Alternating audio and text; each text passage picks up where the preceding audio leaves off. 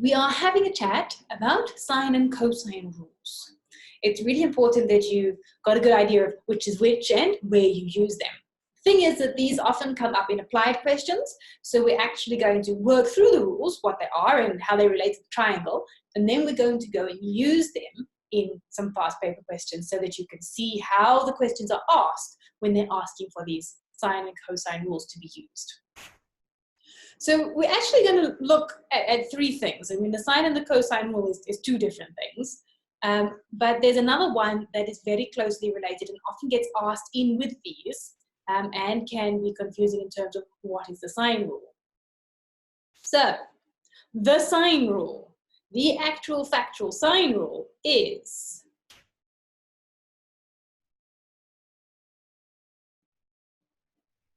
the one that says A over sine A equals B over sine B equals C over sine C. It also can be written the other way around. Sine A over A equals sine B over B equals sine C over C. And it is really critically important that you've actually got lowercase and uppercase letters going on here, because what we're referring to here is differences between sides and angles. These rules are working in a triangle which doesn't have a right angle in it. So we're still using sine and cos, but not for a right angle triangle. Okay, so we have a triangle and we have the vertices of the triangle are our capital letters, A, B, and C. So you can see then that that is going to represent the angle. So sine of the angle at A is represented by that capital A. And what we do is we label the sides as opposite the angles. So the side that is opposite angle A is little a. The side that is opposite angle B would be little b. And the side opposite angle C would be little c. So you can see now we've got side, side, side over sine angle, sine angle, sine angle. Or we've got sine angle, sine angle, sine angle over side, side, side.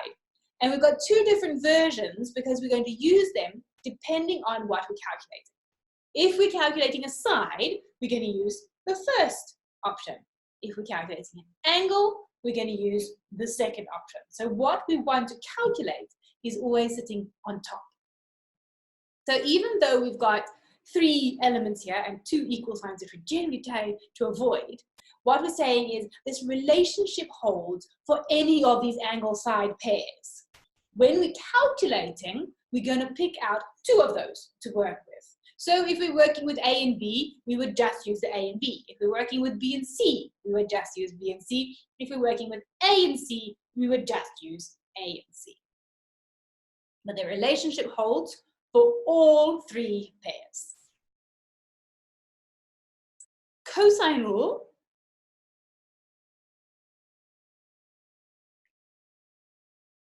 Also, a whole lot of A's, B's, and C's. The one I like to remember is cosine, so c squared, little c squared equals a squared plus b squared minus 2ab cos c. So what you've got here is a side and an angle on either end. See, there's a little c for the side c on one end of your formula and the big C for the angle C on the other end. And then A, B's are in the middle. And we can use this. We could start C squared. We are starting C squared. We could start A squared and then put C and B. We could put B squared and then put A and C on the others. Okay? So it doesn't matter. What is important is that your angle is sitting between your two sides. See here, we've got AB cos C. And see here how we've got A and B making our angle C. And that is the critical relationship for the cosine rule. You must have the two sides and their included angle. That's how we call the angle between those two sides, the included angle. So when you're looking for a cosine rule, you've got a c squared and you just got to learn it. Equals a squared plus b squared minus 2ab cos c. The related cousin of this group is sine for the area of a triangle.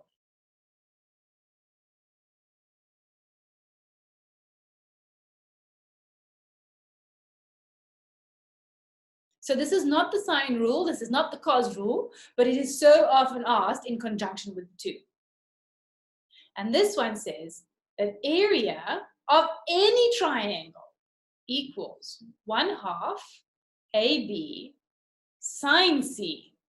But you see again, AB sine C. It's two sides and the included angle in order to get this area calculation. So if you don't have base and perpendicular height, you could use this as an option if you've got the angle. So what rule you use and which formulas you use is all going to depend on what information you've got in your question. So we're working generally in non-right angle triangles for all these things. And there's a few things I like to keep in mind. Okay, sine rule, generally you're working in a situation where you have two sides, two angles. One of those would then be unknown because that's be the one you're calculating with. But you got generally a situation of two sides, two angles. For your cosine rule, it's that all about that included angle. Okay, so sometimes we can have three sides, sometimes we can look for an angle, sometimes we can look for the side. It doesn't really matter, but what you're looking for in this case is two sides with included angle. Okay, plus another side.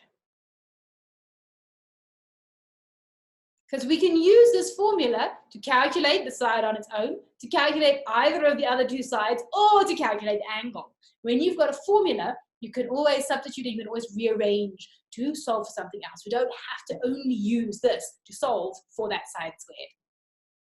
Okay, then sine for the area of a triangle. Obviously, you're looking at an area question, and it is all about that included angle. You can only use this formula if you have those two sides and that included angle. Other thing to remember, always remember when you're working with triangles, is that angles in a triangle add up to 180 degrees.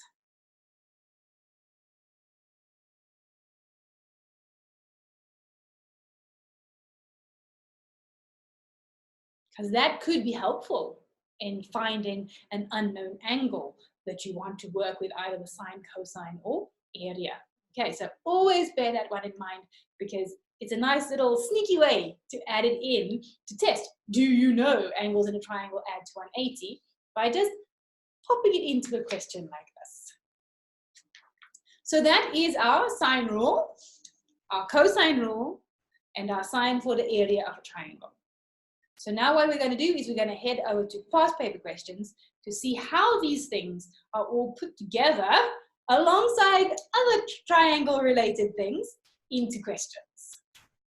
So we're starting here in May-June 2013, paper 41, question 6. And there's your trigger straight away. You've got a whole lot of triangles going on in here. So as soon as you see triangles, you're thinking right angle goes with Pythagoras and SOHCAHTOA. And you're thinking non-right angle, I'm going sine rule, cos rule, and sine for area. And then we look at the question. In the diagram, BCD is a straight line, cool. ABD is a quadrilateral, okie dokes. Angle BAC is 90. So we do need to consider SOHCAHTOA and Pythagoras here. Angle ABC is 30, angle CAE is 52, AC is 15.7, CE is 16.5, CD is 23.4. As you're reading through the description, just check off in your mind that each piece of that information is in the diagram, because we tend to work from the diagrams, not the written information, and you just want to make sure that everything is everywhere. First question says, calculate BC. So BC is this length here. Now the thing about BC is that it's in this ABC, which is a right angled triangle. So let's bring that triangle out so we can see it more clearly. A, B, and C. We have 15.7, we have a right angle, we have a 30 degrees, and this is the length that we want. So Pythagoras would require 3 sides. We don't have 3 sides information. We have here angle and 2 sides. So we're looking at our beautifully classic SOHCAHTOA in our right angle triangle. So basing off the 30, the 15.7 is an opposite, and the unknown is a hypotenuse. Opposite and hypotenuse is sine. So therefore we know that sine 30 is going to equal opposite 15.7 over hypotenuse BC.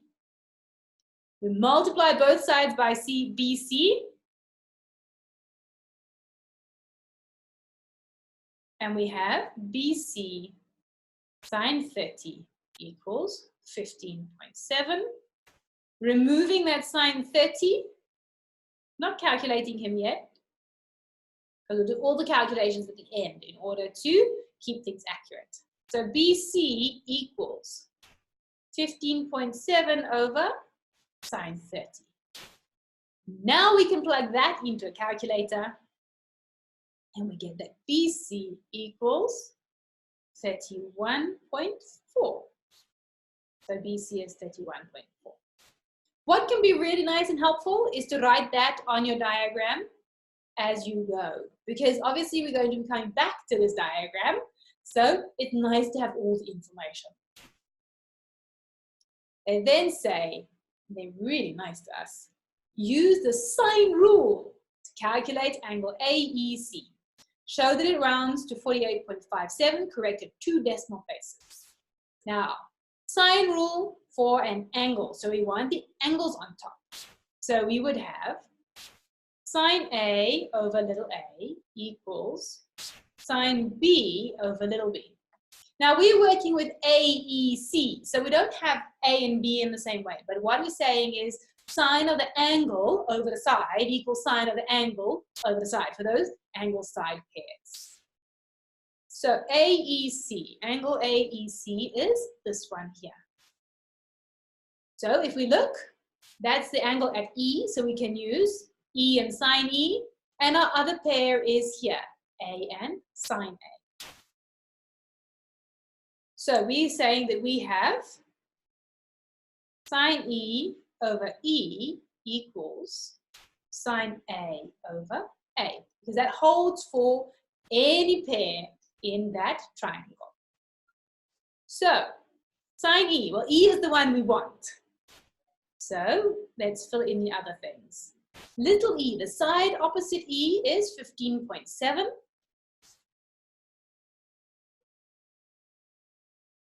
Sine big A is 52 and the side is 16.5. So sine 52 over 16.5. So now we've got beautiful fractions to work with. Clearing that 15.7, multiply both sides by 15.7.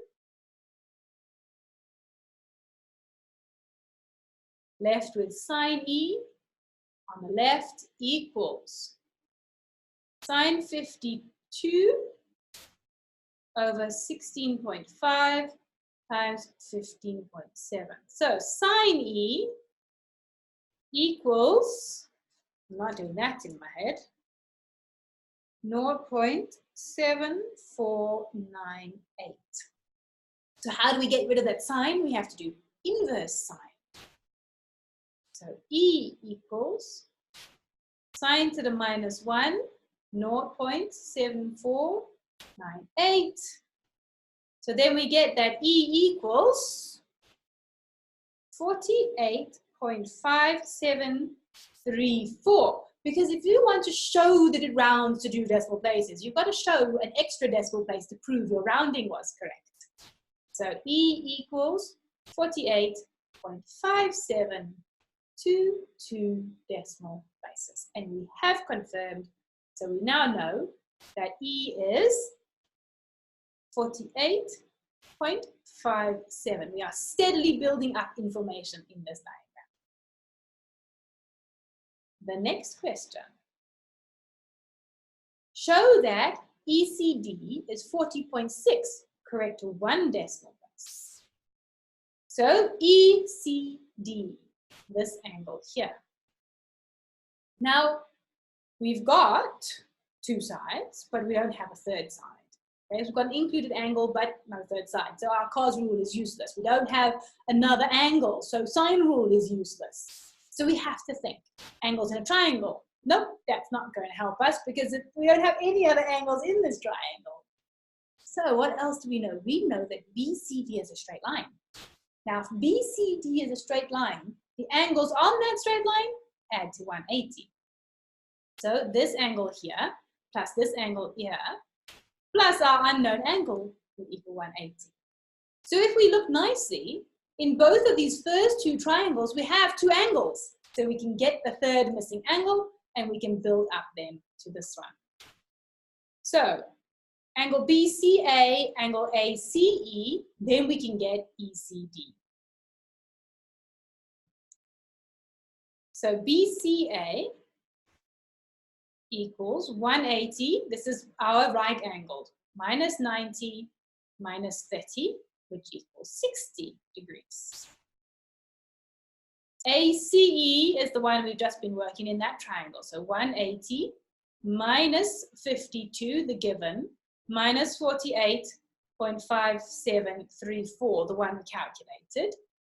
And that gives us 79.4266. So we're working to extra decimal places so that when we round our answer, it's going to be nice and accurate.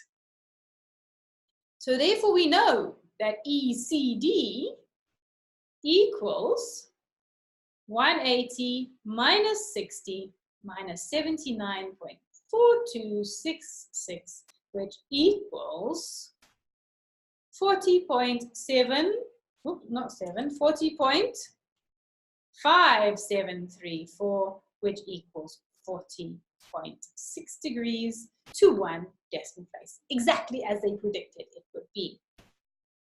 So now we know that this piece here is 40.6. And you're getting the idea that we're really mixing a lot of stuff when we get into these applied questions. So now they ask us to do something else. They ask us to calculate DE. So back again to our diagram. DE is this side here. Okay, so what have we got? Sine rule, cosine rule. Because we don't have Pythagoras, it's not a right angle triangle.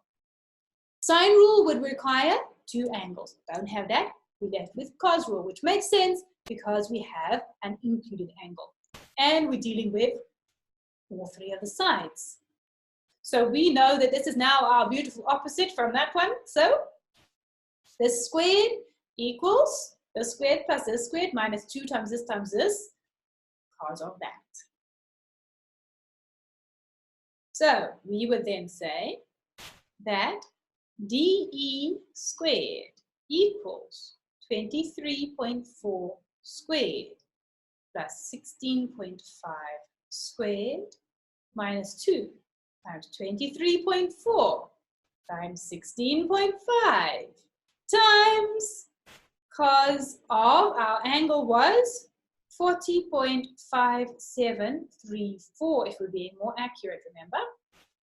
So DE squared equals, and this is one long expression that you can put into your calculator. Make sure you've got all your multiplications sitting in there so that they all happen nicely. And when you hit equals, you will get 233.267. Now that is DE squared. We're looking for DE. So we need to take the square root of both sides. So we'll square root them, and we have DE then equals 15.273. They just asked us to calculate DE. They didn't give us any instructions on rounding for this one. So we follow our standard rounding instructions that we give an answer to 3 significant figures unless told otherwise. So our final answer, DE, equals 15.3. So DE is 15.3 centimeters. Back to our question, DE is 15.3. So now we're building up even more information, and we're still not finished with this question. So it's the beauty of paper 4 questions. They are often very long.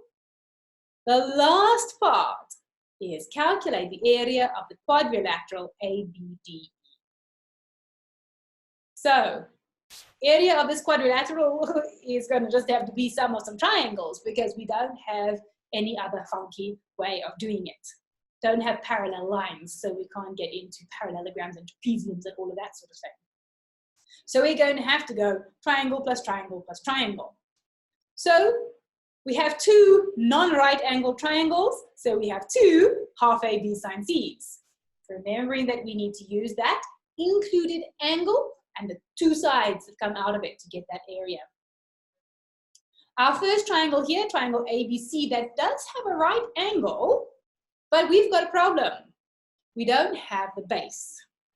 We have only the height, or we have the height and not the base. Okay, we don't have the 2 coming out of this right angle. So then we've got options.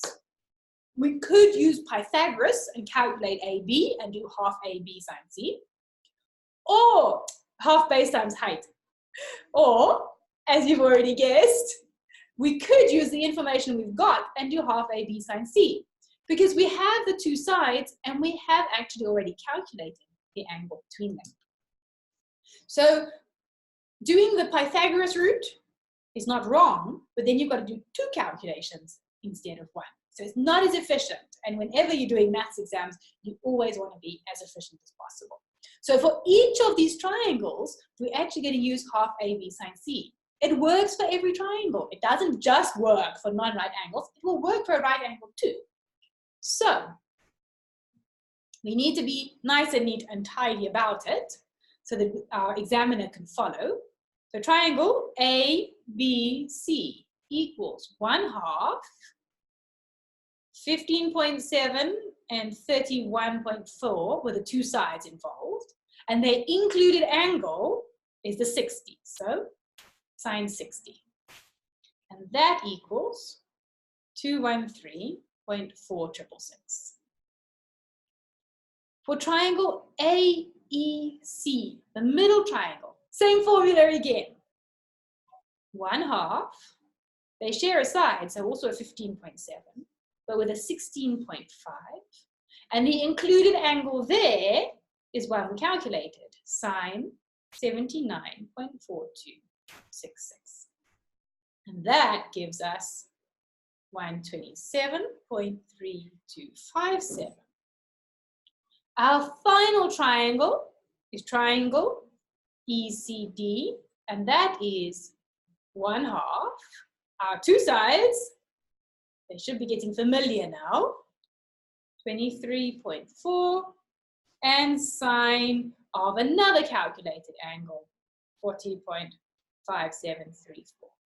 And that equals 125.56. So the area of the whole quadrilateral, area ABDE, is the sum of all those triangles. 213.4666 plus 127.3257 plus 125.56, which gives us 466.356. No instruction in the question, so we round to 3 significant figures, 466 centimeters squared. So you see, when it comes to these past paper questions, they really can go to town on involving all the different types of triangle work that you do. We're looking here at SOHCAHTOA, as well as sine rule, cos rule, and our area of a triangle using sine. So it's really important that when you look at a triangle in a question, you first say, am I right angled or not?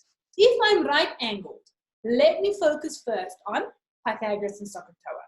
If I am not right angled, let me have a look at what I've got and figure out, am I working with the sine rule, the cos rule, or am I dealing with area of that triangle? Am I dealing with half base times height or half a